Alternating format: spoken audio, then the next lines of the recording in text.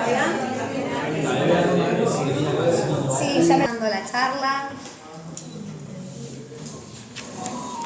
En el día de hoy, y anticipándonos al aniversario número 48 de la etapa de inicio de la etapa más oscura de la historia de nuestro país, y en conmemoración por ello del Día de la Memoria por la Verdad y la Justicia, nos reunimos en la Casa de los Abogados de nuestra departamental, junto a las autoridades del Colegio de Abogados, que ahora en breve se nos van a sumar, junto al Colegio de Magistrados y Funcionarios de Moreno General Rodríguez, para encontrarnos entre colegas, con nuestros vecinos, en este ejercicio de la memoria colectiva.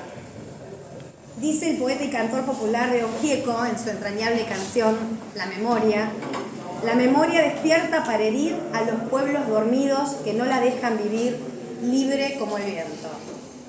La invitación que hacemos esta tarde, acompañados por la señora Adriana Arce, sobreviviente del terrorismo de Estado, ex investigadora del Archivo Nacional de la Memoria, recientemente, ya nos va a contar, junto al doctor Nahuel Berger, secretario de Justicia y Derechos Humanos del municipio de Moreno, es a reflexionar no solo sobre lo sucedido en el periodo 1976-1983, sino también a pensar juntos cómo las consecuencias de aquellos años vuelven y reviven, con cambio de vestuario, maquilladas, reeditadas a nuestra actualidad, y por qué es de vital importancia que estemos atentas a esa situación. Escuchemos entonces y empecemos juntos este ejercicio de tener memoria para aprender y no repetir. Hoy en esta sala contamos no solamente con la presencia de muchos abogados y abogadas que forman parte de este colegio, sino que también agradecemos la presencia, al doctor Fabián Merino, que junto con Luciano Rossi y Emiliano Buscaglia, que es fiscal de nuestra departamental, y forman parte de los respectivos institutos de derechos humanos, tanto del colegio del colegio de abogados como del colegio de magistrados y funcionarios departamental, han organizado este espacio. Contamos también con la presencia del doctor Gastón Fraga, concejal de nuestra ciudad de Moreno, con Silvana Cancino, que es la directora general de Derechos Humanos Municipal. Contamos también con la presencia del doctor Matías Ponce, que es el secretario de Capacitación y de Derechos Humanos de la Asociación Judicial Bonaerense Departamental, con la presencia de la doctora Jessica Briganti, que es la secretaria de Política Criminal del municipio de Moreno, con el doctor Pablo Molins, que es defensor oficial de la departamental. No sé si pudo llegar, pero también nos va a acompañar la doctora Paula Balestri, que es abogada de madres, y seguramente se nos van a ir sumando colegas, miembros del Poder Judicial Departamental, para este ejercicio de la memoria que proponemos para esta tarde de hoy. Escuchamos entonces a Adriana.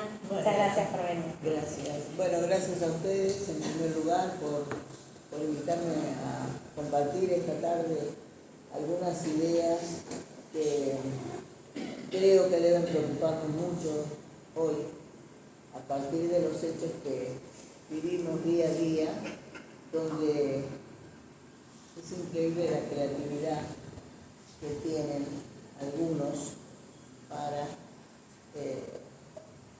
todos los días implementar una nueva provocación, una nueva falta de respeto, una nueva forma de agresión, ¿no? Todos sabemos el caso de la compañera de hijos, terrible, pero hoy mismo tuvimos el caso de Estela, que estaba haciendo una entrevista por radio en vivo y le metían ruidos, porque le intervinieron el teléfono para que no puedan escucharla, ¿no? Y a esto podríamos agregar una lista interminable de cosas que están pasando.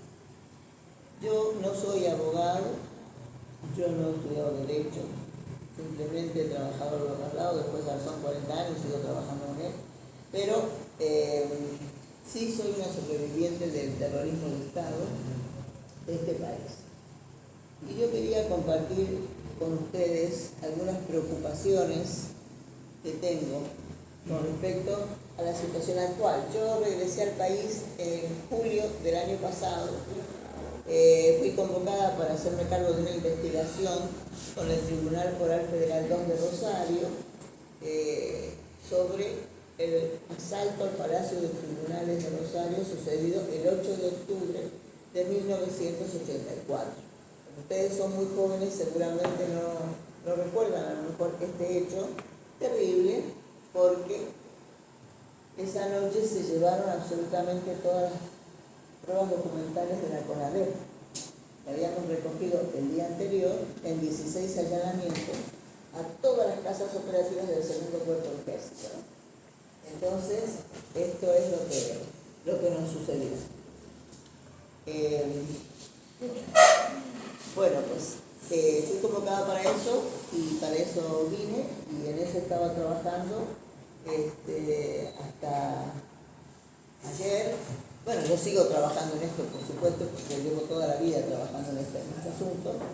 Hasta ayer que me despidieron del Archivo Nacional de la Memoria, obviamente. Iba a suceder porque es un tema que no es de interés para las actuales autoridades, teniendo en cuenta que el discurso que se instaló siempre fue que era la mano de obra desocupada y ahora quedó demostrado que fue el ejército. Fue el ejército el que ordenó ese hecho. Entonces, obviamente, no es de interés de las actuales autoridades que continuemos con la investigación, que la vamos a continuar. Bueno, ante las posturas negacionistas que tenemos de las más altas autoridades del gobierno argentino, yo creo que nosotros tenemos que volver a discutir algunos asuntos. Pero tenemos que bajar el nivel de la discusión para que la gente común nos entienda. Yo hice un experimento, porque yo vivo en San Telmo y tenía que trasladarme todos los días hasta la ESMA. Como tenía un problema de rodillas, me tuve que ir en taxi todos esos días, como 20 días, ida y vuelta. Entonces, más o menos unos 40 taxistas, yo tuve contacto con unos 40 taxistas, un viaje casi de 1 hora. Entonces, me encontré con algunos taxistas que defienden, por supuesto, al actual presidente y al proyecto que lo han votado. Pero yo me di cuenta que, hablando con ellos en un nivel de razonamiento muy bajo, al final del viaje resulta que convencieron a los. Entonces me da cuenta que nosotros no nos damos cuenta que tenemos que hablar con el verdulero, con el portero, con el que nos vende la carne, con esta gente tenemos que hablar y hacerles ver qué es lo que sucede. Miren, esta gente ha instalado varios puntos que nosotros podemos desmontar. Y lo podemos desmontar con cuestiones elementales. Por ejemplo, pareciera, y yo hoy he escuchado de nuevo a Villarroel a decir que se había hecho una interpretación exagerada del derecho para aplicar en los juicios de lesa humanidad. Eso dijo hoy. Pareciera que los argentinos hemos inventado la tipificación del delito de genocidio, la tipificación del delito de lesa humanidad. No, aquí es importante aclarar a la gente, miren, no, esto no es un invento nuestro. Acá el Estatuto de Roma, que entró en vigencia en el año 2002, creó la Corte Penal Internacional y en ese estatuto está establecido cuándo un delito es genocidio, no lo inventamos nosotros. Nosotros cumplimos esos requisitos, por eso es un genocidio. Nosotros no inventamos la calificación de lesa humanidad, porque ahí dice, bueno, cuando sucede esto es lesa humanidad. Nosotros tenemos que explicar esto a la gente, porque si no pareciera que nuestros abogados han hecho una interpretación exagerada del derecho para condenar a los militares por no sé qué cosas. Y no es así, no es así. También tenemos, creo que es importante aclarar esto, porque fíjense que en el discurso negacionista ponen en igualdad de condiciones a el delito cometido por el Estado con el delito cometido por un ciudadano normal. Y acá es importante explicarle, no, mire, el Estado tiene una obligación inalienable que es defender a sus ciudadanos. No puede perseguirlos, torturarlos, secuestrarlos, hacer un plan de exterminio a los opositores políticos, porque no es responsabilidad del Estado perseguir a sus ciudadanos. Eso no es lo mismo que si un ciudadano asalta un banco, no es lo mismo si un ciudadano secuestra a un empresario para pedir un rescate. No es lo mismo, ese delito no es comparable, porque las obligaciones no son las mismas. Y cuando ellos hablan de que no hubo un plan, miren, yo he leído, he estudiado, me imagino que muchos de los que están acá, los abogados sobre todo de lesa humanidad, seguramente, hubo un plan operacional de las Fuerzas Armadas. En ese plan operacional, que tiene como 600 páginas, está explicado con lujo de detalles cómo se iba a organizar la represión a los subversivos en todo el territorio nacional. Cómo se armaba cada unidad operativa, quiénes la integraban, cuál era el grado de responsabilidades y de tareas que tenía cada uno, y cómo se relacionaban entre sí en un perfecto racimo, un organigrama perfecto, con la gran cabeza que dirigía todo, que era el 601. Entonces, el plan existió. No es verdad que no existió un plan. Sí existió, porque ese plan fue necesario para aplicar el plan económico de Martínez de Oz, que hoy lo están aplicando exactamente igual. Lo que pasa es que no hay un plan operacional del ejército para esta nueva situación, porque han sido capaces de hacerlo de otra forma. Y por eso son más peligrosos, porque al fin y al cabo nosotros tenemos, no fue necesario un golpe militar, acá fue un golpe electoral.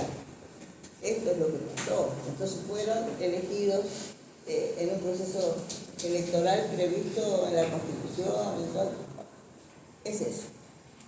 Otra cosa que también creo que tenemos que aclarar es la cuestión del número. Miren, yo no creo que la desaparición forzada de personas sea una cuestión de números, no es una cuestión aritmética, no lo es. Porque no importa si fueron 1, 5, 10, eso no es importante. ¿Por qué? Porque cada persona que padece la desaparición forzada, perdemos, toda la especie humana pierde las potencialidades de ese ser humano. Para que esto se vea claramente, es decir, mire, imagínense que el desaparecido hubiera sido Einstein. ¿Se dan cuenta ustedes de lo que hubiéramos perdido? Es lo mismo, porque no sabemos cuál era la potencialidad de cada uno de esos seres que desaparecieron. Pero si ya que tanto les gusta el numerito y tanto les gustan las redes, miren, hay una página web de la Universidad Georgetown de Estados Unidos. Ahí hay un informe, que lo pueden leer en diferentes idiomas, sobre un informe de la Seguridad Nacional de Estados Unidos. ¿Ellos qué dicen en el informe? Exactamente dicen esto. Dicen, en el golpe militar de Argentina, que empezó el 24 de marzo del 76 y terminó el 10 de diciembre del 83, fueron 2.795 días.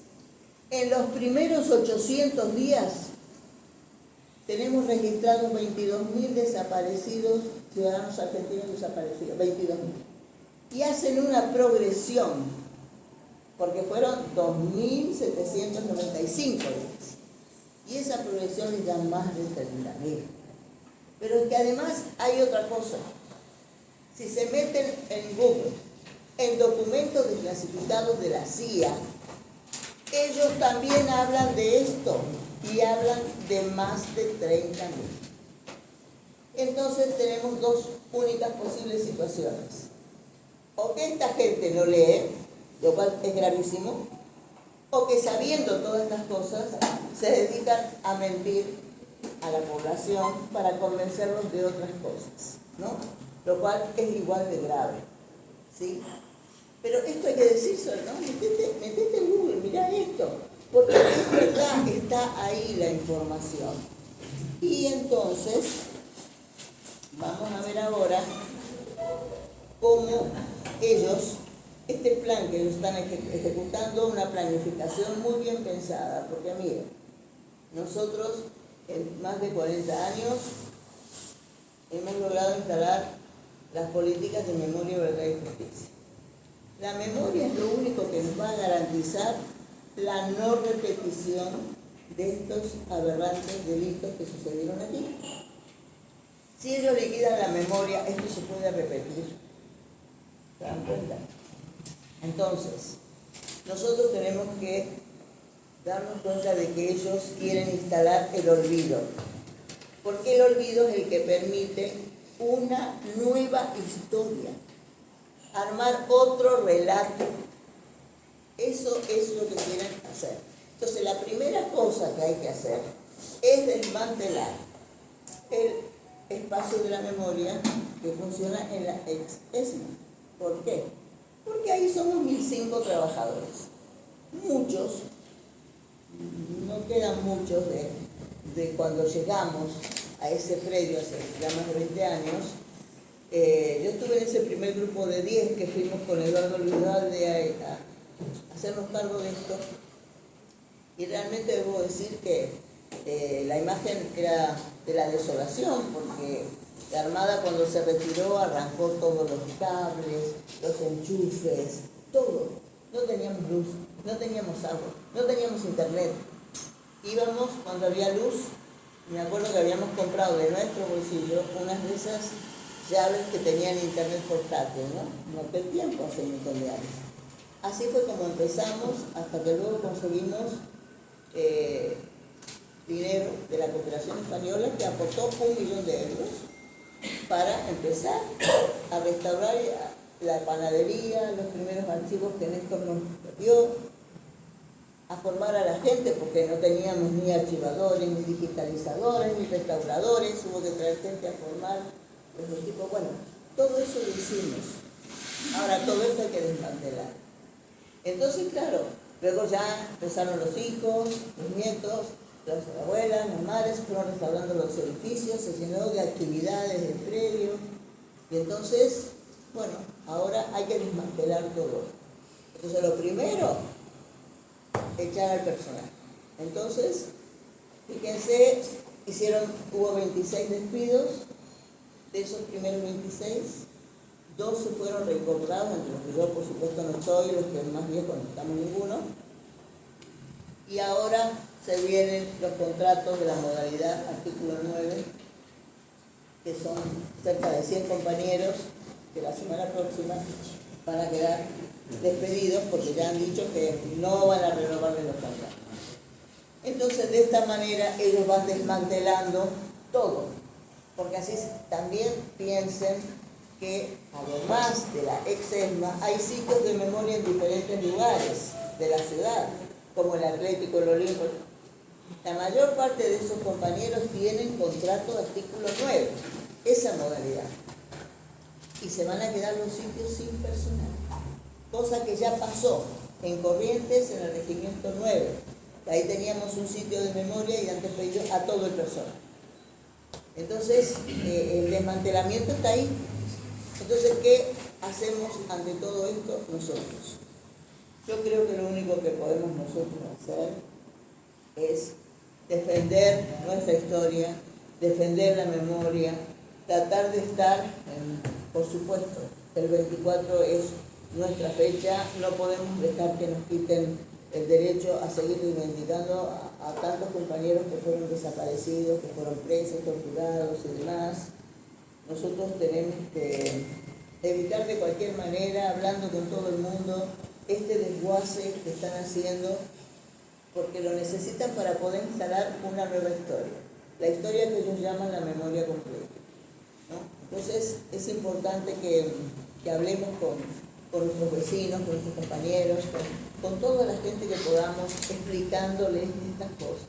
Entonces, ¿vos qué pensás de los números, de que dicen que no son 30.000? Nosotros tenemos que salir a buscar la conversación porque si no la gente no habla de esto, porque no se olviden de que después de la pandemia, la gente con la pandemia estuvo encerrada, se dedicó a las redes, no sé qué, y al final ahora la gente no tiene tiempo, la gente está con el TikTok, la gente está con el teléfono, la gente está...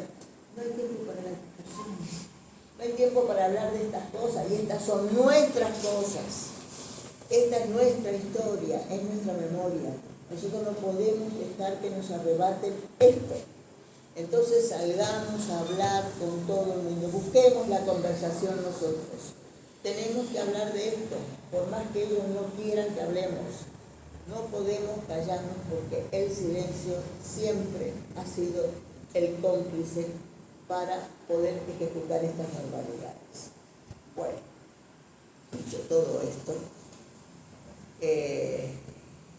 yo quiero pedirles también, por favor, que cada vez que tengan la opción de hablar con alguien que pueda incidir, rescaten esta horrible situación que estamos teniendo ahora, ¿no? Un desguace de todo el Estado. Los contratos artículo 9 suman 70.000 en todo el Estado. Han despedido 1.500 ya de PAMI, están despidiendo del ANSES, miren lo que pasó con el INDA. Estamos en medio de un intento de desarmarlo todo, romperlo todo, pero si los vecinos y nuestros amigos no son conscientes de lo que está pasando, esto no lo podemos parar solos. Y bueno, lo que me quieran preguntar y lo que pueda contestar, estoy a disposición de ustedes y nada. Si te parece, Adriana, le pasamos un poco la palabra. Ahora se nos sumó, acá el presidente del Colegio de Abogados, el doctor Eduardo Pereira. Muchísimas gracias por recibirnos en la Casa de los Sagrados. No, bueno, muchas gracias a ustedes por la presencia, muchas gracias a los disertantes, es un honor que estén acá en el colegio y bueno, tratando de, como todos los años, sentir lo que nos está pasando y bueno, esta cuestión que realmente nos parece cuando analizamos la dimensión de lo vivido, aquellos que lo hemos vivido por una cuestión generacional, nos parece como que yo la sensación que tengo en estos casos es que todo lo que hacemos es poco,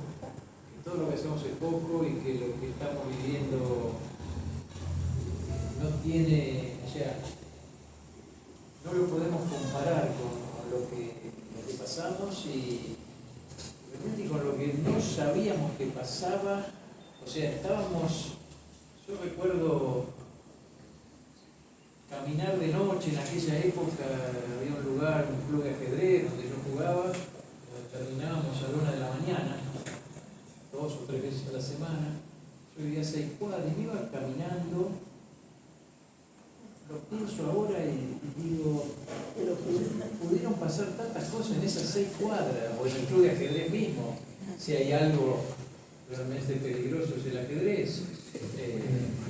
Y donde me acuerdo que después nos enteramos, después de años de estar juntos compartiendo el club de ajedrez, gran cantidad de los integrantes eran militantes.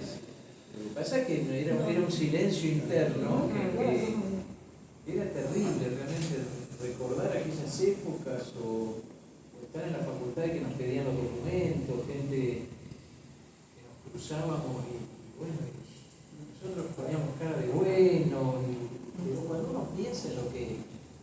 Yo otro día con mi amigo del alma se acordó de en el año 77 se nos ocurrió en Semana Santa ir a pasear. Nos tomamos el tren los dos, éramos chicos, teníamos 20 años, 19, ir a pasear, a conocer Villa Mercedes y Río Cuarto. Nos tomamos un tren en Retiro, llegamos a Villa Mercedes, claro, imagínense, un día de semana en Villa Mercedes salimos a caminar a la noche. Y yo la verdad que lo tengo borrado el episodio, parece una pavada, pero si te acordaste, nosotros nos salvamos ese día de Milán. Sí, se pararon en un Falcon, nos encararon, se bajaron 4 tipos, tenían ametralladora, o sea, estaban, nos empezaron a interrogar. Yo tengo el episodio, me acuerdo del momento, no me acuerdo de ametralladora, eran civiles, obviamente, civiles. ¿Qué les dijimos? ¿Qué no les dijimos? Pero así como, no sé, fuimos, o sea, nos dejaron ir, no pasó más nada. Obviamente el día siguiente nos escapamos de Villa Mercedes, nos tomó el primer ministro del Río Cuarto y seguimos viaje. Pero esas cosas diarias pasaban.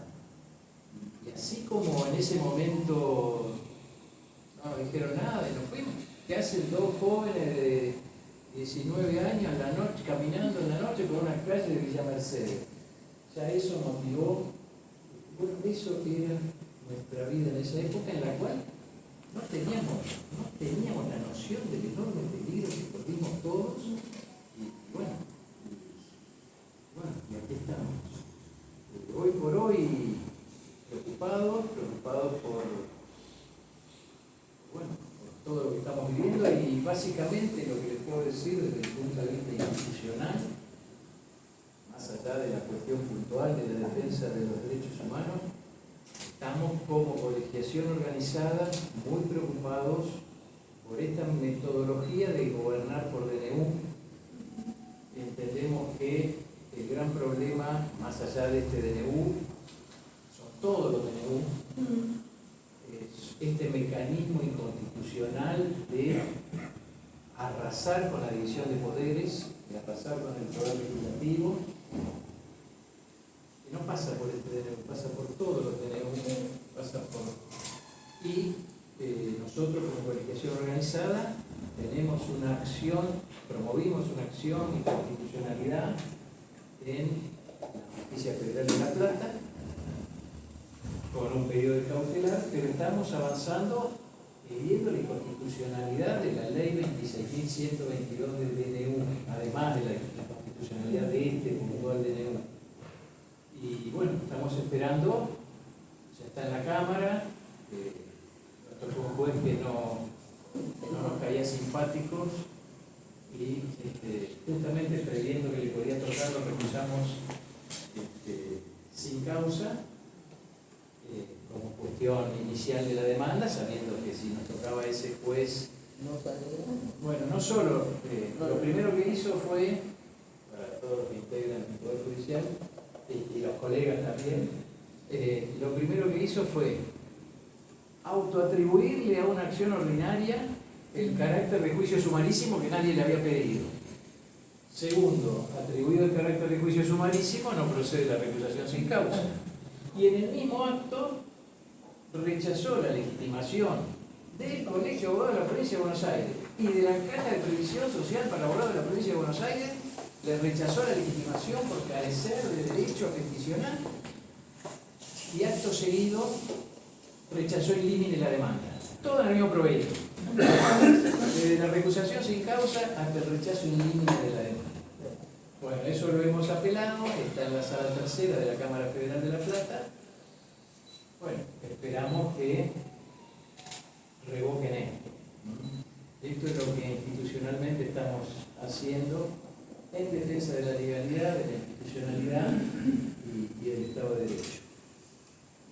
Así que, bueno, nuevamente, muchísimas gracias a todos por la concurrencia y bueno, tomemos tu palabra y tratemos de recordar siempre lo que pasó y de mantener viva la memoria, que es fundamental. Como bien decía Eve, la lucha no es un día, esto es permanente y es la única manera de impedir que cosas como esta puedan volver a repetirse. Gracias. Gracias.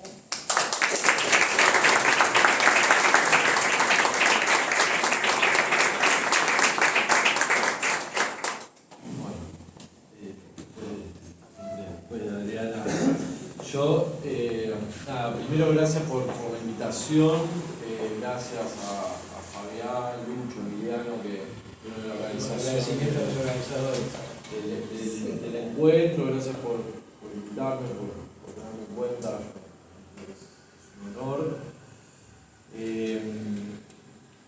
Adriana no lo cuenta, pero bueno, ella, la verdad que es un lujo también compartir con ella, que tiene una trayectoria enorme. Ella trabajó mucho en los juicios de España, que bueno, cualquiera que conozca un poco del tema, que esté en los ámbitos de la justicia, sabe que además de que fueron muy importantes en nuestro proceso argentino, son muy importantes en términos de derecho internacional de derechos humanos y de la construcción internacional del derecho internacional de los derechos humanos, ¿no? Así que, bueno, es un lujo, de verdad. Bueno, está Silvina Cancino también, que muchos no la conocen porque no es del ambiente, digamos, pero es nuestra directora de derechos humanos del municipio. Es una de las personas que más trabaja en el distrito por el tema y que además trabaja mucho con los familiares de las víctimas del terrorismo de Estado. Está haciendo un trabajo enorme en términos de la memoria en el distrito, ¿sí? Así que eso también la quiero presentar a Silvina. No, yo pensaba algunas cosas hoy, digo, qué importante esta reunión. Voy a intentar ser lo más breve posible, que no me sale en general, pero así charlamos un poco todos. Digo, qué importante esta reunión, la verdad que es un 24 de marzo que no es cualquier 24 de marzo, básicamente por la coyuntura política.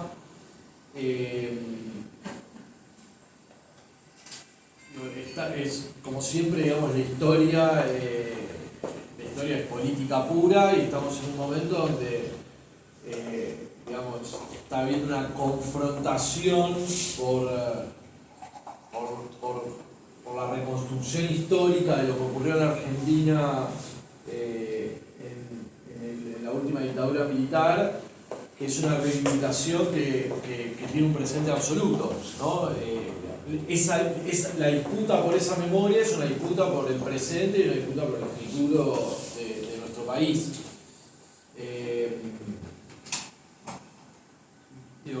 Si pensamos un poco en lo que fue veía el otro día algunas cosas de lo que fueron los juicios. Nosotros el año pasado con Silvina habíamos hecho en varias, la idea era al menos una plaza en cada localidad de Moreno, la película 1985, que creo que fue importantísima, más allá de algunas diferencias que uno pueda tener con la mirada histórica de esa película. El hecho de que haya llegado al gran cine nacional, lo que fueron los juicios, lo que fue la discusión cultural, digo, hay mil cuestiones. Algunos dicen, por ejemplo, no aparecen los organismos en la película. Bueno, son discusiones que había sobre lo que pasa en esa película, pero creo que igual fue importantísimo y nosotros un poco lo que dijimos fue justamente tenemos que llegar a todas y a todos. Esta película está en el mainstream, digamos, es algo que llega a todo el mundo, vamos a pasarla y después que se dé el debate. Pero digo, si de algún modo nuestra sociedad en los 80, bueno, con el florecimiento de la democracia, la recuperación de las libertades democráticas, digo, esto que decía Eduardo, hasta hubo un baby boom, digamos, ¿no? En los 80, porque fue la recuperación de las libertades democráticas y una construcción histórica todavía muy basada en lo que fue la pelea de los dos demonios, ¿sí? Más o menos, todos más o menos conocemos cuáles son esos debates. La propia película 1985 reproduce esos discursos, lo reproduce porque era la mirada histórica, el propio juicio, más allá, digamos, obviamente quienes están en el banquillo eran unos, pero en los propios alegatos, digo, está esa mirada, con una valentía enorme desde el propio gobierno, digo, que se enfrenta a una cúpula militar que todavía tenía muchísimo peso en la estructura sociopolítica argentina en los 80, y bueno, digamos, tuvieron un protagonismo importantísimo esos juicios de los 80. A mí hay algo que la película lo muestra hasta ahí, pero que me parece muy interesante, y digo, hablo de esta película porque casi todos la debemos haber visto, que es un tema que yo me lo venía preguntando hoy, que hay algunas cosas escritas sobre eso, pero digo, esos judiciales que, digo, la película muestra muchos pibes jóvenes, hay una decisión de trasera en convocar pibes jóvenes, porque la realidad es que la justicia en su conjunto, esto no es una individualidad, fue cómplice de la dictadura cívico-militar, digo, esto es algo evidente. el 29 de marzo del 76 sale el Estatuto para el Proceso de Reorganización Nacional. No sé, no hubo ningún juez del país que haya dicho, che, esto es inconstitucional. O sea, no hubo. Hay siempre esos ejemplos. Está Hugo Cañón de Bahía Blanca, que fue uno, digamos, de los judiciales, de los magistrados, digamos, perseguidos por la dictadura. Pero hubo pocos ejemplos. La realidad es que, y es interesante, digo, ese proceso. Incluso la película lo trae un poco en alguna cuestión, hasta en esas conversaciones entre el personaje de Darín, y creo que es un amigo, y dice, bueno, pero vos fuiste, digo, y fue uno de los temas bastante comentados de la película. Ahí hay un tema interesante para pensar en quienes transitamos diariamente los pasillos, digamos, de la justicia. Pero bueno, es la misma justicia que con muchísima valentía también condena digamos, a la cúpula militar, con amenazas, con persecuciones, con tipos que se sentían muy solos, digamos. Me parece que eso y eso fue un poco el proceso de los 80. En los 90 vienen los indultos. También esa es la etapa en la que las cúpulas militares pierden, digamos, poderío político. Digo, eso es algo que también pasó durante el gobierno de Menem, lo refinanciaron, dejó de ser un actor de las decisiones de la política nacional, ¿sí? La gente más grande, nuestros abuelos y yo te lo contaban, digamos, en los 90 es la primera década, después prácticamente la década del 30, la década del 20, en que las cúpulas militares dejan de ser un actor central en la política argentina, tanto en democracia como en dictadura. Eso fue lo que pasó en los 90. Bueno, y ahí hay un montón de cuestiones históricas. A mí siempre me interesa mucho, y creo que esa es una de las fallas de la película, digamos, todo el tema de cómo eso va acompañado, que es lo que pasa siempre, digo, el Poder Judicial, las decisiones que se toman, digamos, que los fallos que empiezan a ver, todos vienen acompañados antes de los movimientos tectónicos, de las placas tectónicas en la sociedad. Entonces, el 24 de marzo del 96, del 96 fue la marcha de los 20 años, fue la primera gran marcha que hubo, ¿sí? Fue una marcha de 30, 40.000 personas, se dice. Después fueron marchas de cientos de miles, pero en ese momento fue histórica esa marcha, ¿no? El 24 de marzo del 96. Y después, ya en la década de los 2000, cuando los últimos años de los 90 ya se empiezan a declarar las nulidades de los indultos, la nulidad de la ley de obediencia de vida, y cuando se inicia todo el proceso de los juicios, eso también viene de la mano de una discusión sobre el modelo económico y de una discusión también de una reescritura de esa historia también de los 80 en relación a la teoría de los dos demonios, acompañada en muchos casos por el derecho internacional de los derechos humanos, digo, por lo que iba pasando internacionalmente. Que esto, desde otro extremo ideológico que lo puedo estar diciendo yo, también lo dice Villarroel, digamos, dice, porque en los 80 fue la teoría de los demonios, pero después lo que se dijo fue, no, esto fue una guerra, o esto no fue, digamos, un enfrentamiento, ni fueron las Fuerzas Armadas que cometieron excesos, sino que acá, y en los juicios se empieza a discutir la sistematicidad del terrorismo de Estado, el plan de exterminio, y se empieza a discutir también el modelo económico que vino a implementar ese plan de exterminio, Esto me parece central, porque si no estudiamos las relaciones económicas no podemos entender el derecho, no podemos entender la justicia, no podemos entender las instituciones de nuestro país. Bueno, y en los juicios empiezan a salir un montón de cosas. El 60%, 65, son números aproximados, pero de los desaparecidas fueron trabajadores, obreros, industrializados, sindicalizados, ¿sí? Se habla de un 60-65%. Acá en Moreno tenemos el caso de Palito Valentich, que era un obrero de Grafa, ¿sí? Desaparecido por su actividad sindical. Es más, desaparecen a 3 activistas de esa empresa en Paso del Rey, ¿no? ¿Sí? En Moreno Norte. En Moreno Norte. En mi barrio. En mi barrio. Es un caso concreto, pero hay muchísimos casos. Empiezan incluso también los juicios, y ahí también se empieza a hablar de dictadura cívico-militar. ¿Por qué dictadura cívico-militar? Yo me anoté: Asindar, Molino Río de la Plata, Mercedes-Benz, Ledesma, La Belgrano del Norte, algunas de las empresas cuyas cúpulas fueron llevadas al banquillo de los acusados. Sí. Por haber sido cómplices, en muchos casos organizadoras, de desaparición forzada de personas torturadas, etc. Y estas son las que fueron llevadas a juicio. Después tenés Ledesma, que no fue llevado a juicio. Mira, estoy mencionando, es un caso famosísimo, la noche del apagón de Ledesma. Acá cerca en Campana, en la zona norte, tenemos con los desaparecidos de Asindar. Bueno, en Villa Constitución. Entonces, esa fue, me parece importante marcar esto porque incluso, digamos, en todo lo que fue, en lo que es esta larga transición democrática de 48 años, hubo distintas etapas históricas. Y hoy, que estamos en un momento donde la historia está a flor de piel, ¿por qué? Porque esa discusión sobre la historia es la discusión sobre el presente. Y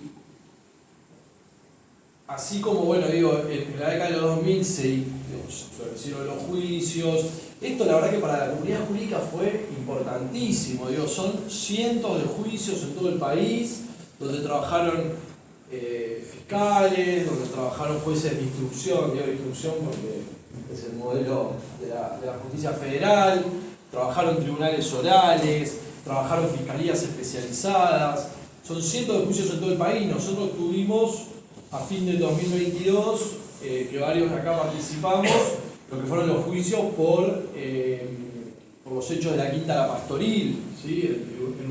¿Qué fue? El 4, el Tribunal Oral Federal número 4 de San Martín. Pero bueno, fue también en términos de etapa histórica la de esa discusión. Y hoy lo que está en discusión es eso. Fíjense, y ahí para hacer ida y vuelta entre el presente y la cuestión de la discusión histórica.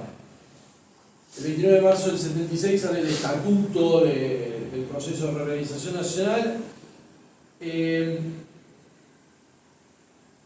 ¿Cuáles fueron las principales leyes, decretos ley, del proceso? Bueno, la intervención de la ley de contrato de trabajo y la ley de asociaciones sindicales. Eliminación del derecho de huelga, eliminación de la tutela sindical, eliminación de la actualización periódica del salario mínimo vital y móvil, congelamiento de salarios, no sé si suena, las decisiones económicas.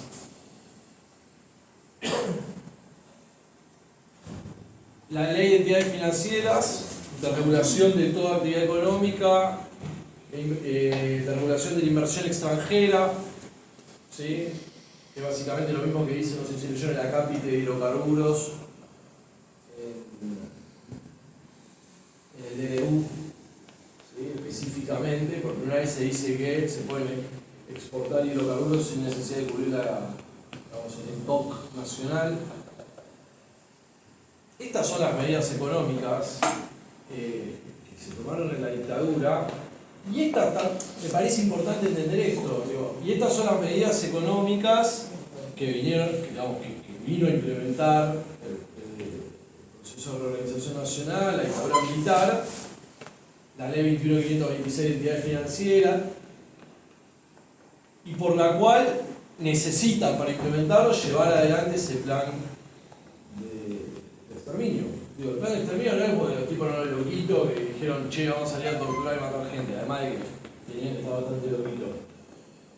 Un plan de exterminio vinculado a la implementación de un modelo económico. Esto me parece que tiene que ser una base importante de la discusión histórica.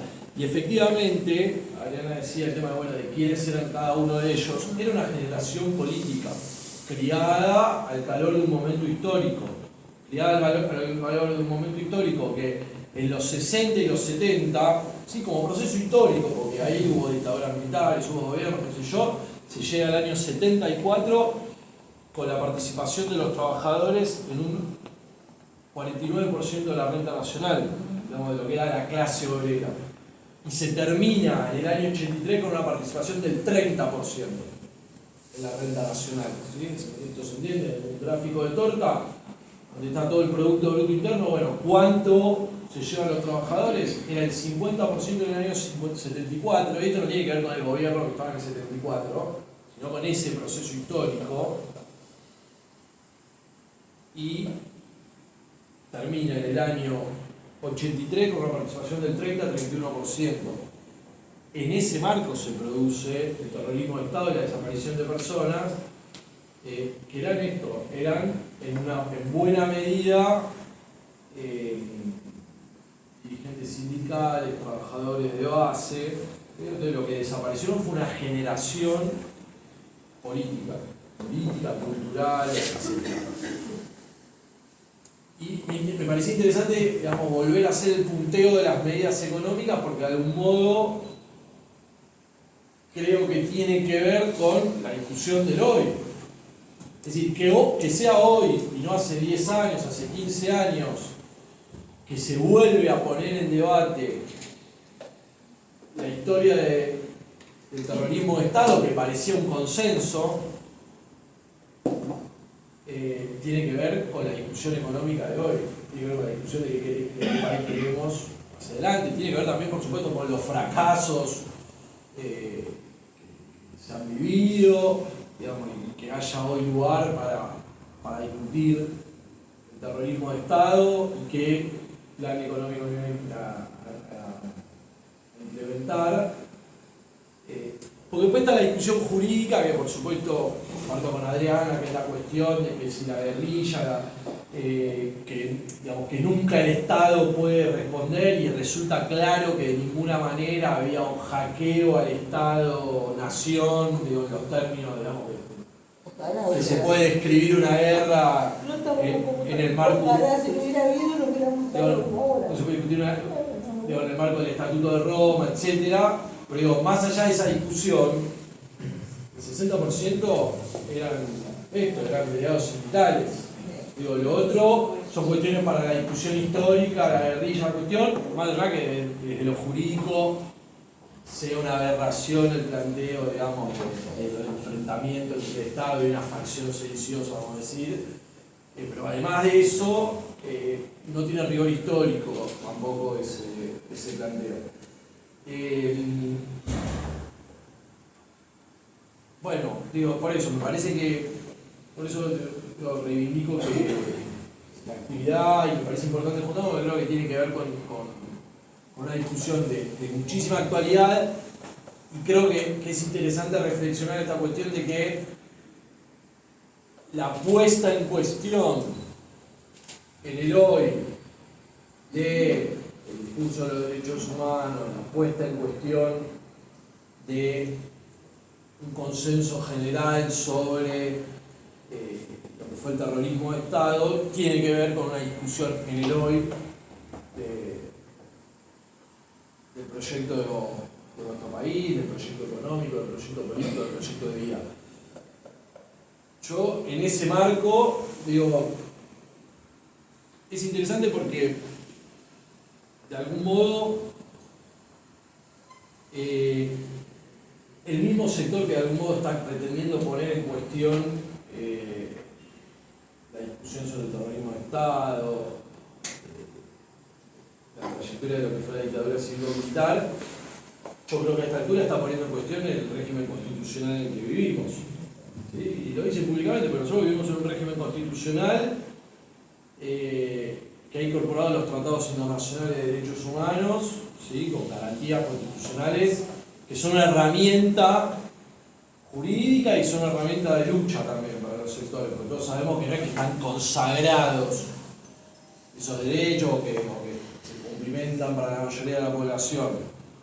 Ahora, cuando alguien dice la justicia social es una aberración, en realidad está atacando la Constitución, porque digamos, la justicia social está asentada en nuestro régimen constitucional. ¿sí? La idea de los derechos sociales, está ahí un pacto entero incorporado, habla de los derechos sociales. Yo creo que a esta altura hasta se están poniendo en cuestión algunas cuestiones vinculadas a los derechos civiles. En esto juega mucho también la fake news. Es importante este tema porque es un tema para estudiarlo con tiempo, pero digo, cada vez se traspasan más los límites relacionados con las libertades individuales, ¿sí? Con una persona no sea víctima de agresiones por decir lo que piensa, que una persona no sea víctima de incluso de tortura. Bueno, Eduardo mencionaba y Adriana esta situación que está denunciando una militante de la agrupación Hijos. Y las fake news de algún modo operan como esta cosa de, bueno, es todo mentira, es todo que no se sabe, lo primero que aparece es mentira, ¿no? Ante denuncias muy graves, ¿sí? Y esto es interesante también en el repaso de lo que pasó en la dictadura, porque, y esto también mostrado en la película, en los primeros años 80, la gente no sabía lo que había pasado, la sociedad no sabía, la sociedad lo empieza a descubrir, la verdad. O sea, la gente escuchaba, decía, bueno, hoy vivimos en el mundo de las redes sociales, todo circula mucho más, pero también es el mundo de las fake news.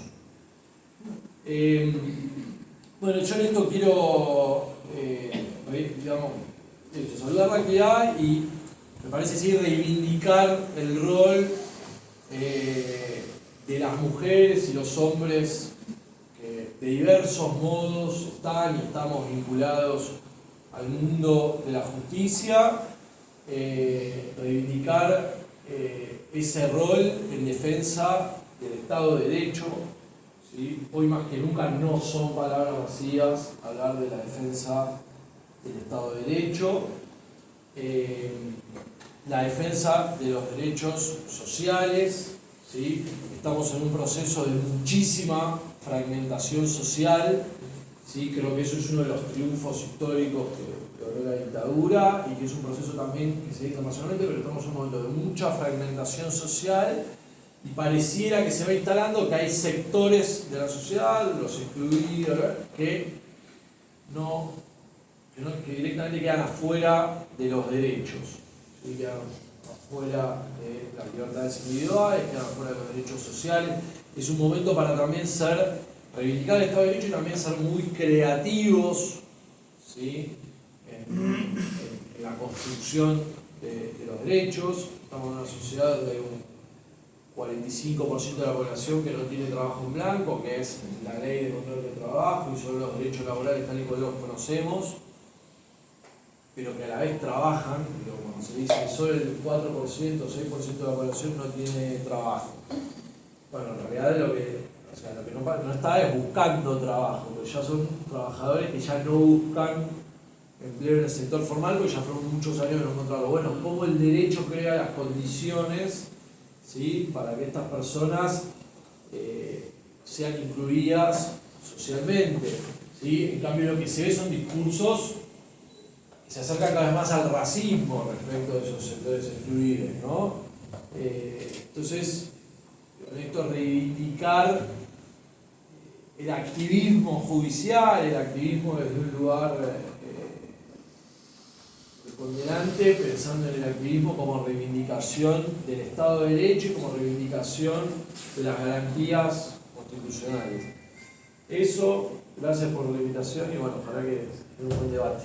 Gracias.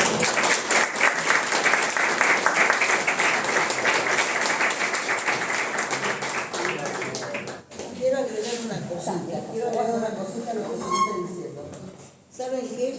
Bueno, yo fui testigo en el juicio a las juntas, por supuesto, por la edad que tengo 75, cuando yo participé del juicio a las juntas.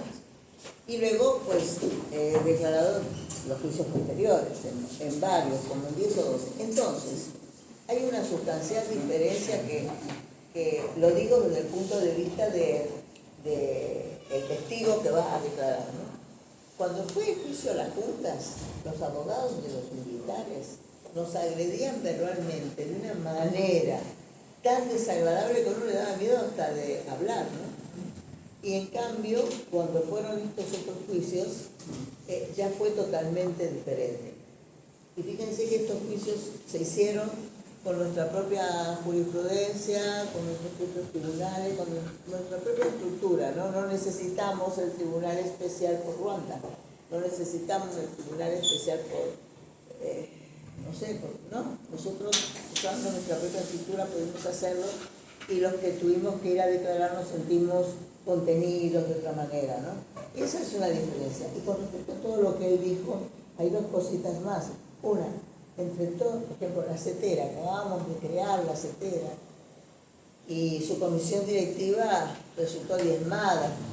Tuvimos 3 compañeros, Sauro Lancilla, Requena y Viva Ina Vilques, que fueron desaparecidos. De la seccional de Rosario donde yo soy, yo era la secretaria gremial, bueno, estoy viva, pero mis compañeros desaparecieron varios de la comisión directiva, ¿no? Bueno, eso quería decir, y quería decir también que en toda esta cosa que pasó con la dictadura, hay una parte importante que fueron las 605 empresas de cuyos bienes se apropió la dictadura, ¿no? Ellos armaron esta cosa que fue la Conarepa, y ahí metieron todos estos bienes, no solo caso Papel Prensa, fueron en total 605 empresas que las vaciaron. Eso lo hizo el Estado, lo hizo en ese momento la Junta Militar, ¿no? Eso fue así. Y la dictadura no solo fue cívico y militar, sino también que fue eclesial, porque muchos de los vicarios castrenses colaboraron con los militares y legalizaron la cuestión de la tortura, y trataban de darnos explicaciones. En mi caso concreto, yo siempre lo digo, el que era capellán del segundo cuerpo de ejército, yo como caí embarazada y a mí me hicieron un aborto sin anestesia, venía a convencerme de que había sido lo mejor para que yo no me muriera, ¿no? O sea, validaban un aborto sin anestesia en estas condiciones, y ahora están acá que hay que validar el aborto, no sé qué, no sé qué. Y mientras tanto hicieron estas cosas, ¿no? Entonces, bueno, eran esas cositas. Como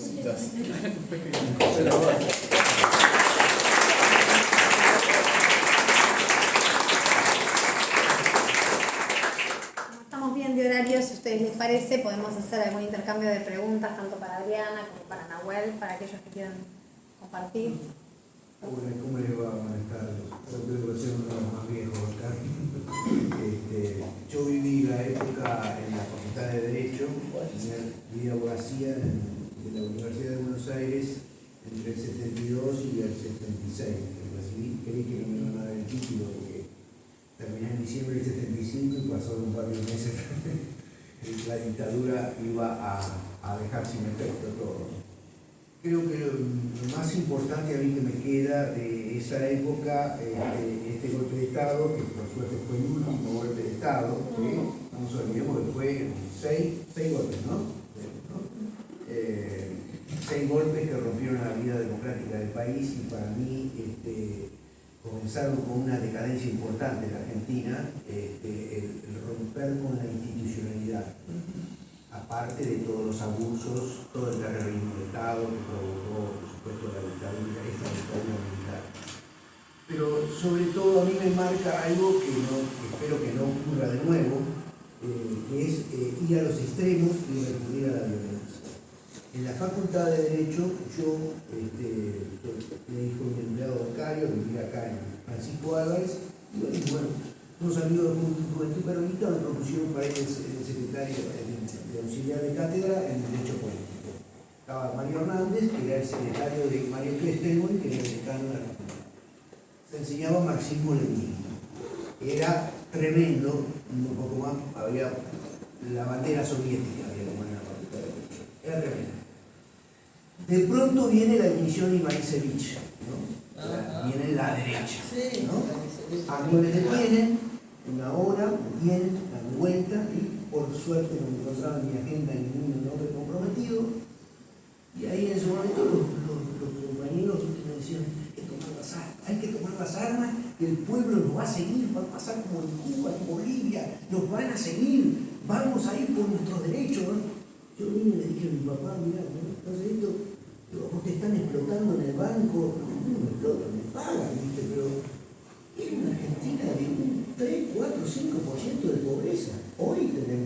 alcanzamos, porque tenemos el 50% de gobierno. La verdad que cómo se nos fuimos a los extremos fue tremendo. Fue tremendo. Fueron extremistas. Se originó ahí, se originó la violencia en la facultad de Derecho. Era tremendo. Los discursos, venía Quiroga a Santa Cruz a dar, llenaba una asamblea que había estado con el gobierno de Torres, izquierdista en Bolivia.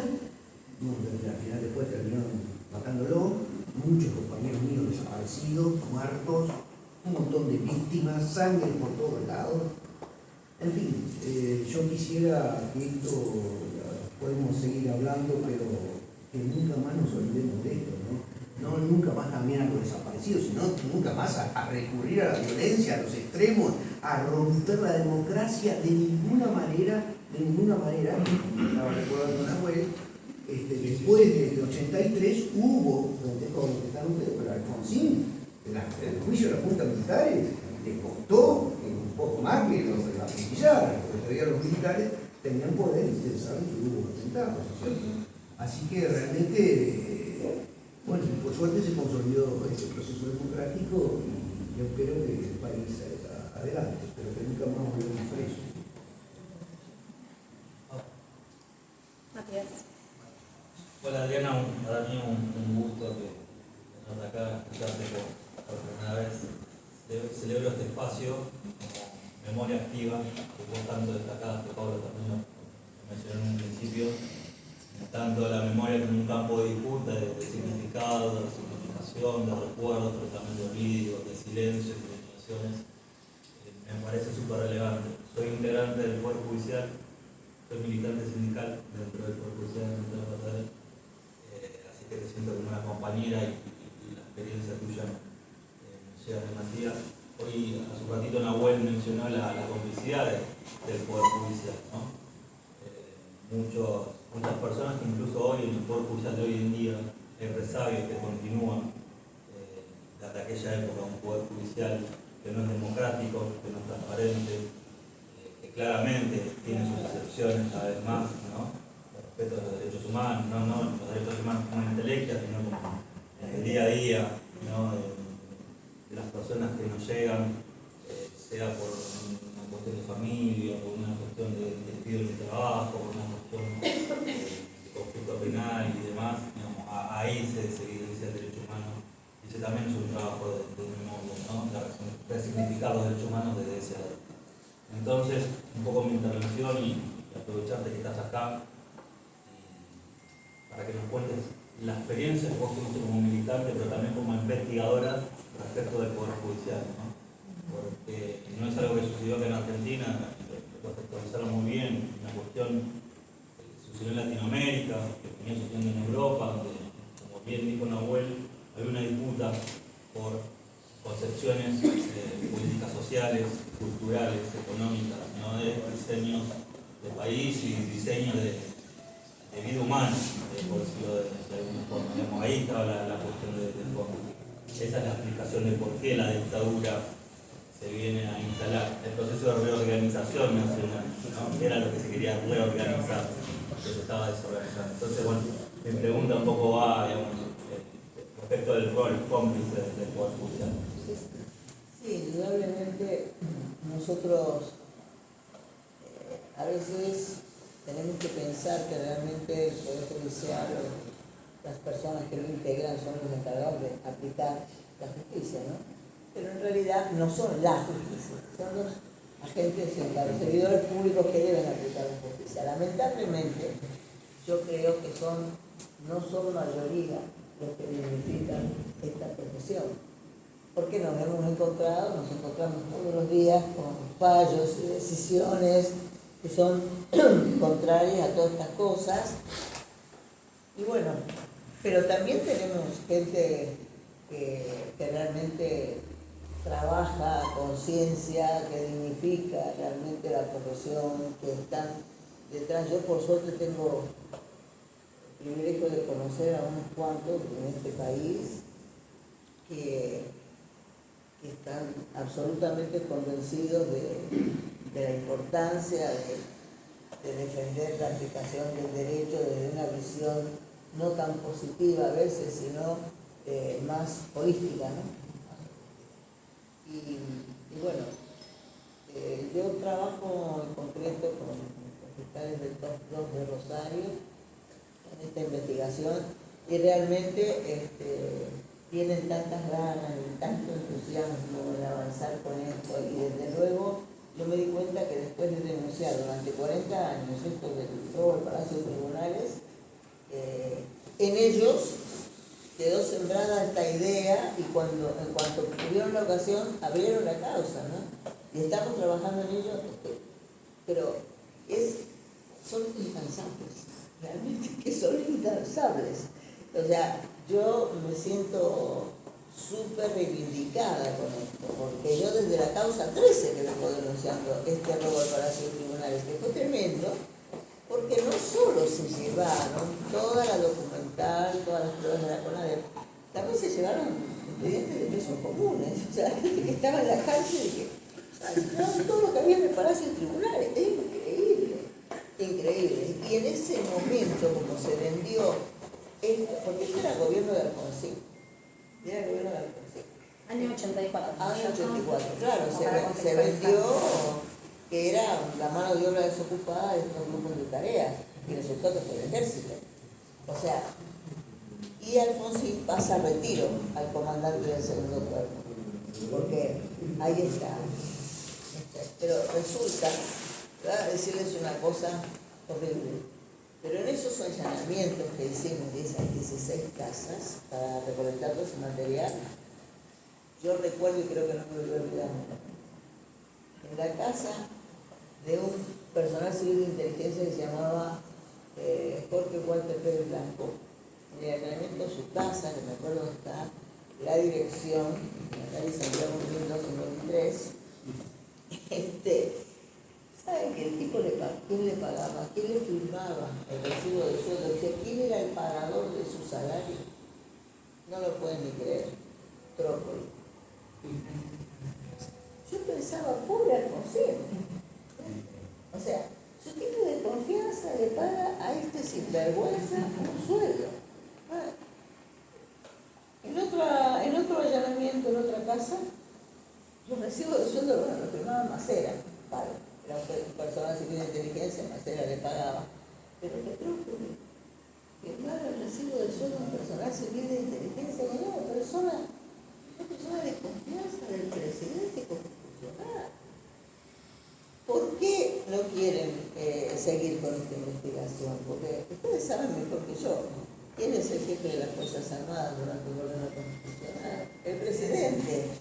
Y resulta que el comandante del segundo cuerpo de ejército le hacía operaciones especiales de inteligencia a espaldas del comandante en jefe. Hay una insubordinación del ejército al poder civil. O sea, estas son las cosas que son tan difíciles a veces no solo de investigar, sino de luego en una causa manejarlas, ¿no? Con tortura.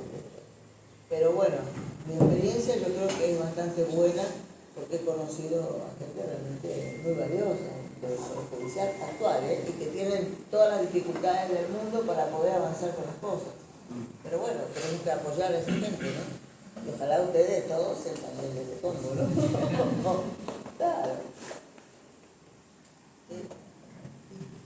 No, Pino, celebro este tipo de espacios porque me parece que en el contexto en el que estamos, los profesionales del derecho van a tener o vamos a tener una tarea muy importante, porque están los entramados legales y normativos, son los que ordenan o desordenan la vida de la sociedad, y hay que analizarlos muy bien, porque tenés a tipos que estuvieron durante la época de la dictadura, que armaron la ley ómnibus y que arman los DNU, que tanto nos está costando. Primero, también le conquistan muy fuerte la subjetividad a la sociedad, y eso es muy difícil de desentrañar.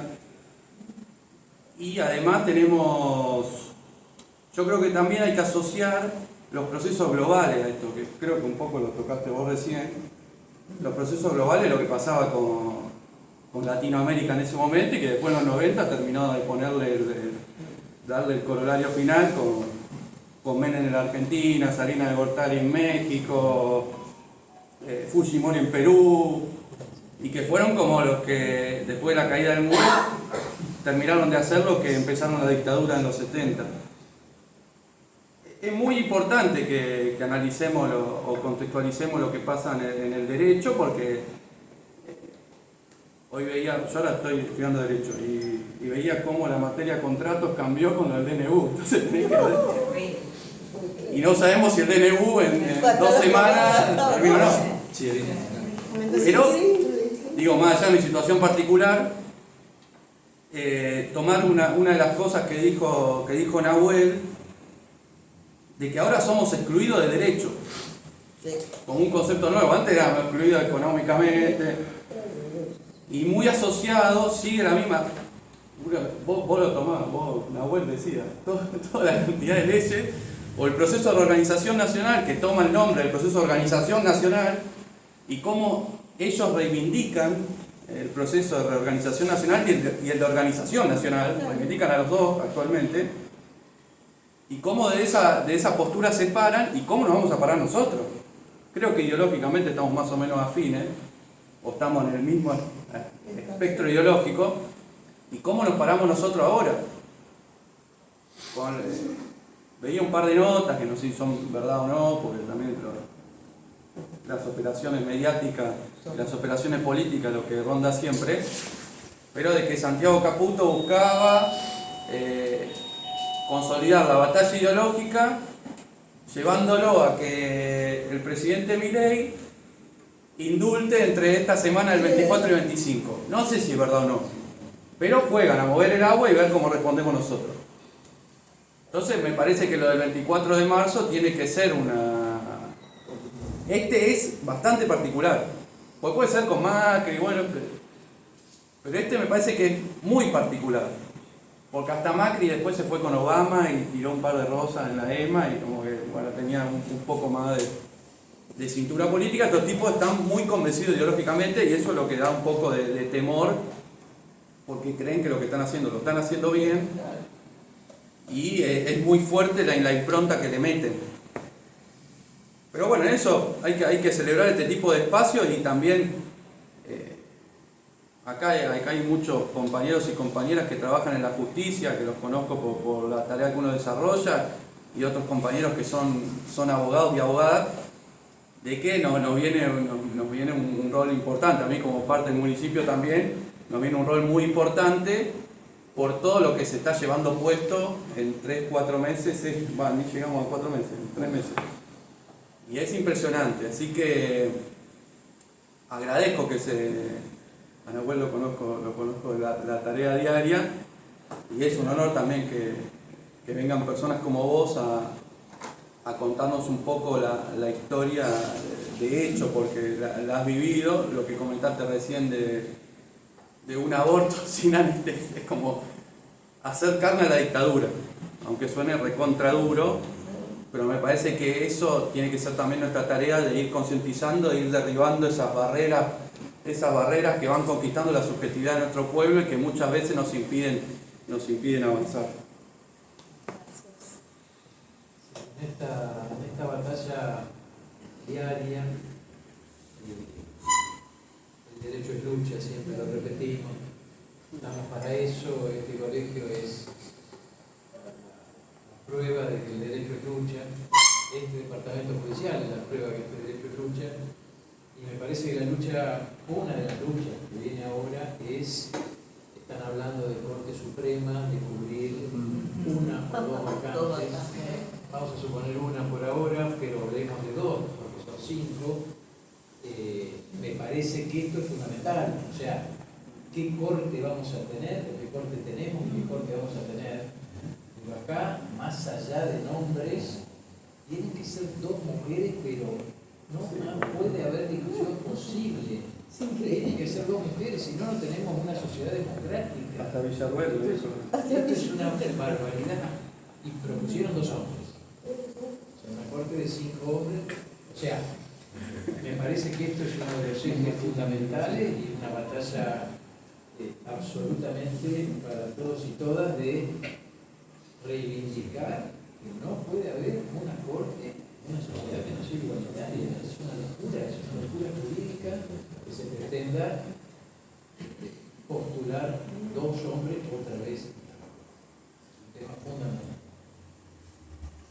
Yo me quedo pensando un poco lo que la intervención de Juan Carlos y la de Matías. Y pensaba, hay un libro que es muy interesante que se llama Los años 70 de la gente común, ¿no? O sea, cómo las personas que no estaban involucradas en la política, que en realidad es la mayoría de la sociedad, o en las cuestiones vinculadas al Estado,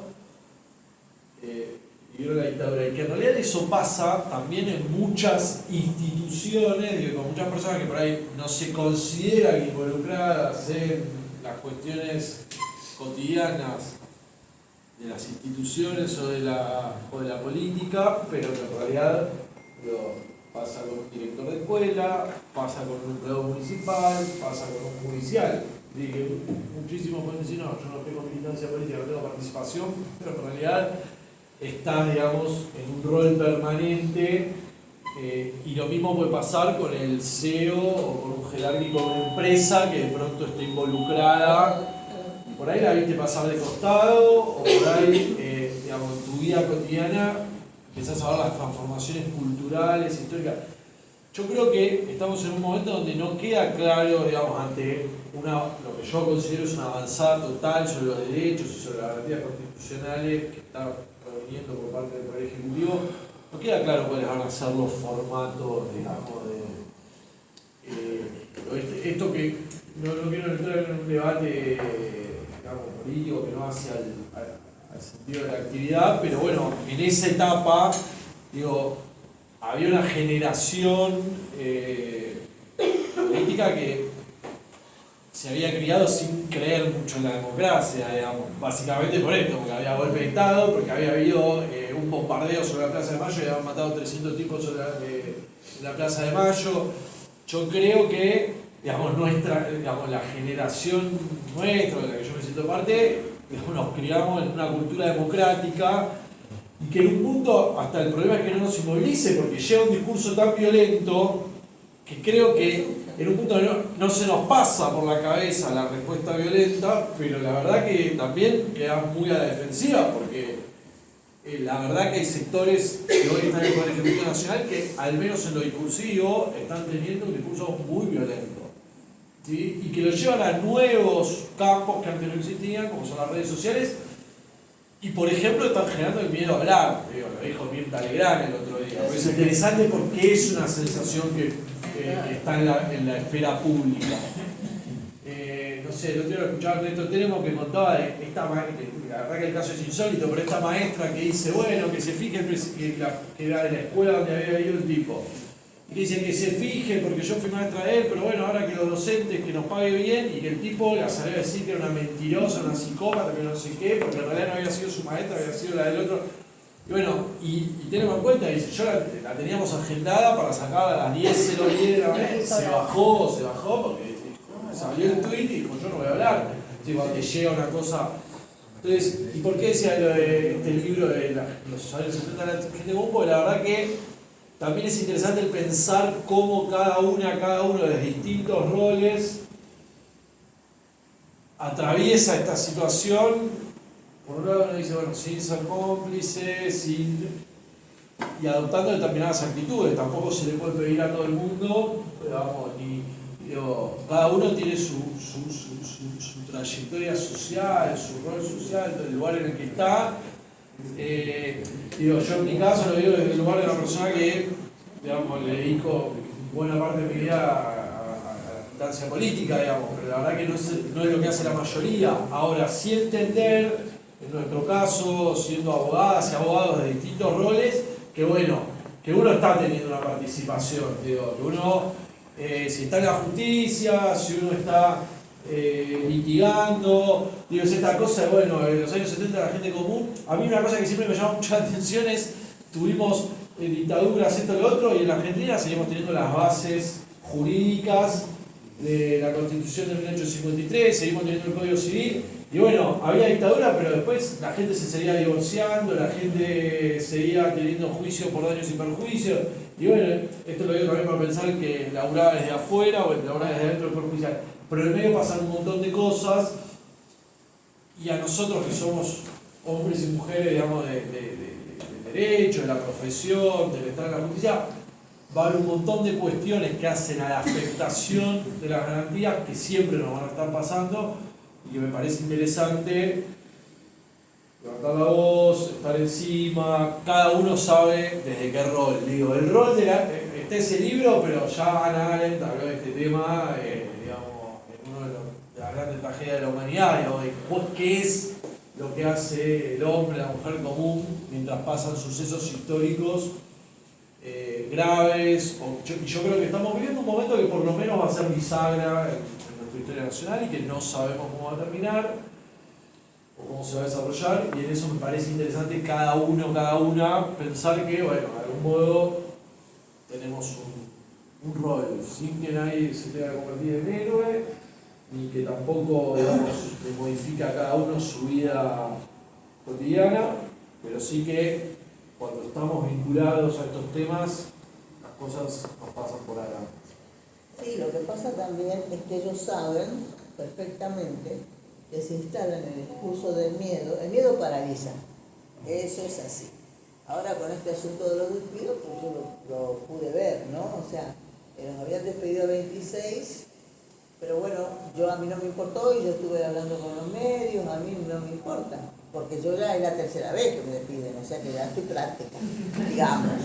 Y además a esta altura de la vida no me voy a estar pensando en estas cosas, pero yo entiendo también que mis compañeras y compañeros tenían miedo, no querían hablar del asunto. A mí me llamó el secretario general de ANDI y me dice, Adriana, ¿vos vas a hablar con los medios? Le dije, sí, como siempre, o sea, yo siempre, porque, claro, pero es otra experiencia, es otra generación. Yo aprendí que por más que me escondiera abajo de la mesa, si ellos tienen un plan y te van a buscar, una de esas zafás, ¿viste? Pero van a por ti. Esto es así. Y los despidos son una planificación que ellos tienen, tenemos que desmantelar el espacio de la memoria, vamos a despedir a tantos y ya, participen en la asamblea, no participes, vayas a la marcha, agarren el tambor o no lo cojas, da lo mismo, porque ellos el plan van a seguir con el plan, pero por lo menos no dejemos que se le haga tan fácil, por lo menos no se lo facilitemos, pero es lo que él dice, cada uno tiene sus circunstancias, sus compromisos familiares, su edad, su experiencia, y bueno, ahí vienen las limitaciones también. Pero bueno, tampoco tenemos que dejarnos achuchar porque ellos saben que tienen que discurso del miedo para que ver si nos inmovilizan. Eso es lo que quieren hacer. Entonces, bueno, pues nosotros también tenemos que actuar. Por ejemplo, es muy positivo que hoy saliera se presentara y se admitiera ese amparo preventivo, por ejemplo, para evitar el tema de los indultos o cualquier intento de dejarlos sueltos. Ayer el fallo que sacó casación. Entonces, esas cosas son muy útiles en este momento, porque son como alertas jurídicas, aunque ellos ya sabemos que los jurídicos no les importa, la ley, la constitución ni nada, porque si no estuvieran habrían presentado el DNU, la base y todo eso, pero bueno, nosotros con las pocas herramientas que tenemos que enfrentar la situación, ¿no? Sí, ¿qué tal? Bueno, un honor el panel, muchas gracias por venir, gracias al colegio por la organización. Nosotros trabajamos en la Secretaría de Derechos Humanos y una vez hicimos una actividad en el colegio Alcorta y un nieto dijo, me vienen a decir, no conozco a mi abuela y vienen a contarnos los números, ¿no? Qué terrible. Una ausencia en ese niño que nunca conoció a la abuela. Acá, para la familia es el universo. Niño, bebé, lo que hicieron es una aberración. A mí me lleva a reflexionar que nosotros tenemos en nuestro rol de sujeto político o sujeto social, interactuar con el verdulero, como bien decía usted, en la universidad. O sea, porque no vamos a superar el aparato mediático ni los TikTok, pero sí hablando, sembrando conciencia, los abogados no hablando tan a supra, tan difícil, hablemos como habla el pueblo, hablemos como habla la gente que viaja en el Sarmiento con la SUBE a las 5 de la mañana, en el juzgado, los judiciales que atiendan con empatía al pobre tipo o la pobre madre que tiene un hijo detenido y va de fiscalía a fiscalía por su hijo detenido. Siempre son sectores pobres, sectores populares, ¿no? Así que les agradezco, y yo lo que invitaría a todos los colegas y a los compañeros a organizar y explicar qué es el DNU en los barrios, qué es el DNU con los vecinos, en la sociedad de fomento, porque si no es una abstracción. Mientras tanto, el DNU está matando gente, está dejando gente sin casa, chicos sin remedios. En comida.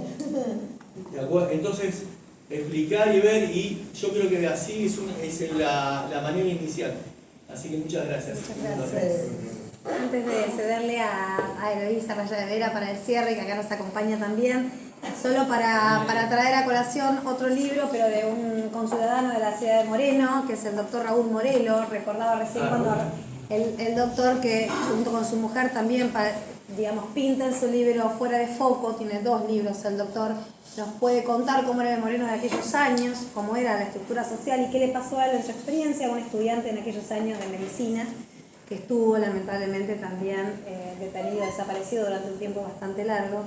Y también ahí, porque así como decía Adriana, la complejidad de la iglesia, también rescatamos algunas figuras, como acá a nivel local, el padre Pepe Piguillín, los que son acá nacidos y criados en Moreno seguramente tendrán la referencia de lo que estoy hablando, pero bueno, también buscar en nuestras ciudades, acá en el caso de nuestra departamental, Moreno, General Rodríguez, cómo lo vivimos, qué se hizo, y seguir rescatando, como planteábamos hoy desde el inicio, el espacio de la memoria, ¿no? Esto es la micromilitancia en cada uno de nuestros espacios, en nuestras casas, en las escuelas de nuestros hijos, en nuestros espacios barriales, traer la historia, hacer la carne y evitar de esa manera que se repita.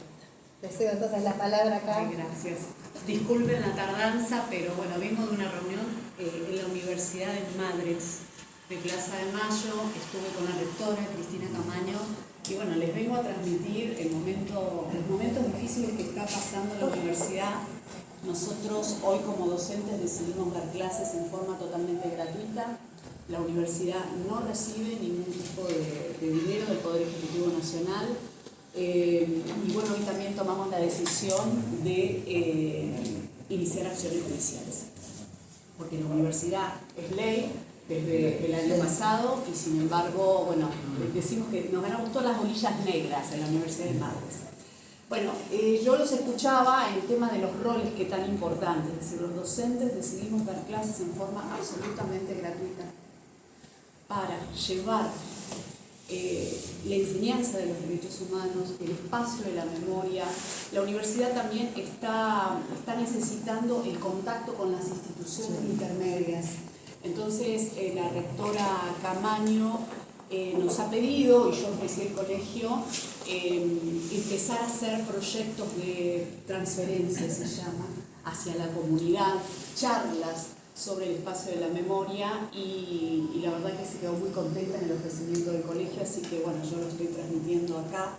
Me parece que va a ser muy importante, como decís vos, Claudio, el cara a cara, la enseñanza uno a uno. Así que, bueno, yo brindo este espacio, gracias Nahuel, gracias a la disertante, gracias al Colegio de Magistrados, a nuestro querido Eduardo, a Fabián, que se preocupa siempre por generar estos momentos tan importantes. Y bueno, un aplauso muy grande a los disertantes.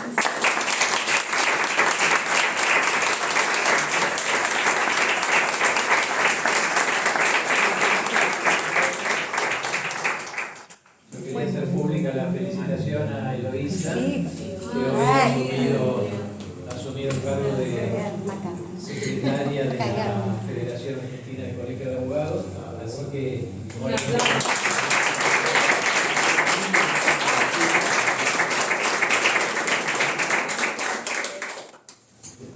les agradecemos a todos entonces por haber participado de este espacio y si les parece les refresco lo que les leía hoy al principio sobre la memoria según Gieco, ¿no?